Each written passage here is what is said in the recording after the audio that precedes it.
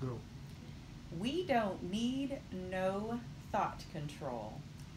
Now, I'm not nearly cool enough to do that famous lyric justice, but if I was a cooler, it would sound as ominous as when the rock group Pink Floyd growled it as a warning not to give up our psyches to whatever is popular at the moment.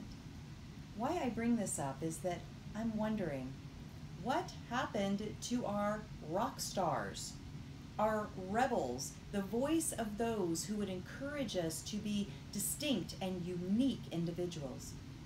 When I was growing up, the people who pushed the boundaries on convention were the musicians. They were the nonconformists, the rebels, the ones who dared us to be independent minded and free from mindlessly walking in lockstep with what others told us to do.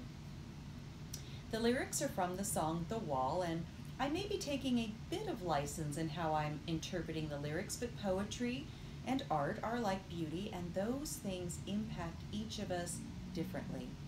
So when I hear the words, we don't need thought control, I hear a rebuke to those who would attempt to dumb us down into submission.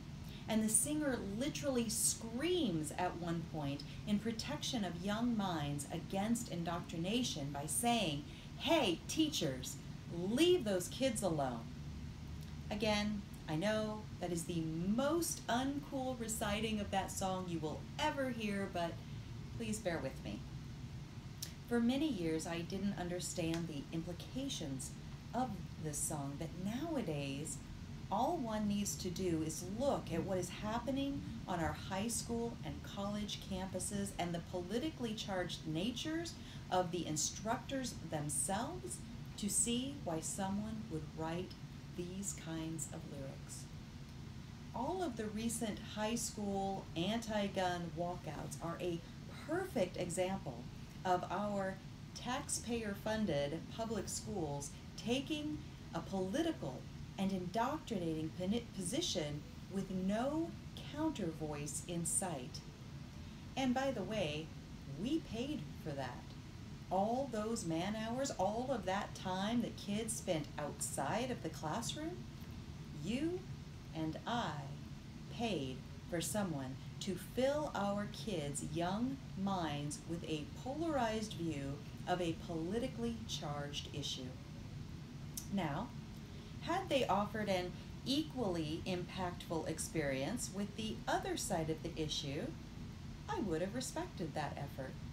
Had they prepared the students with a rich lesson plan about the Constitution, the Bill of Rights, and all of the reasons why we have these documents, which were to act as a firewall against people who would trample our human and civil rights, then perhaps it would have been a lively and thought-provoking moment.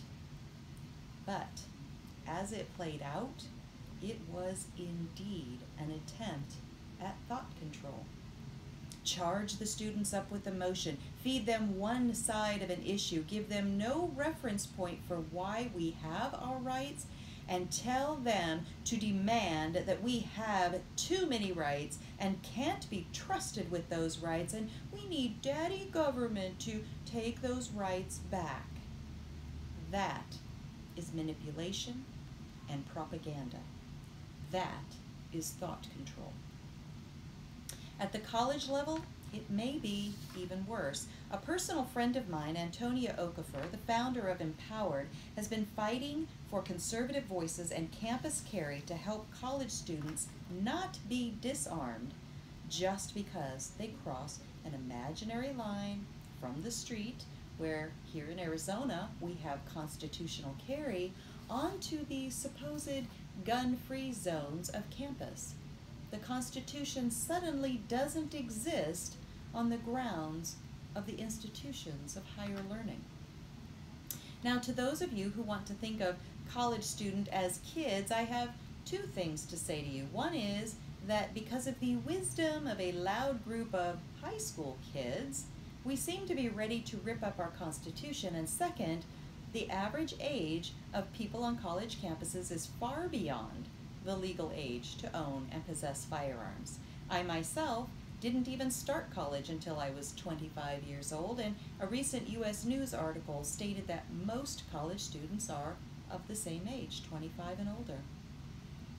Charlie Kirk, founder of Turning Point USA, is another person who is doing what he can to try to help free people from thought control. He is starting chapters at colleges all over the country to offer students opportunities to have a more balanced view of the freedoms that America was founded on. So, while I just mentioned that college students are in their 20s, and we might think that these people are old enough to make up their own minds about constitutional issues, many of them were never even exposed to such topics and to world history in their younger years. They have been steeped for their entire educational career in one ideology, which leans toward hating America, having no concept of historical events, and hearing ad nauseum that guns are bad. If it weren't for people like Antonia and Charlie, who are touching thousands of lives through their nonprofit organizations, thought control would have few challengers. Friends, silence in the face of thought control, manipulation, and propaganda is not only complacent, it is complicit. So, to answer my own question, where are the rock stars? They are those who are helping push back the line of tyranny and ignorance. They are people like Antonia and Charlie. The rock stars are people like you. People who are teaching and instilling in your children and your children's children the lessons of history, the messy, uncomfortable, and painful lessons of our history, so that they will not have to repeat those lessons in their lifetime. So keep prying the chains off your own thinking, and I promise that I will do the same as we fight every day to remind ourselves and our future generations that we don't need no thought control. Dan?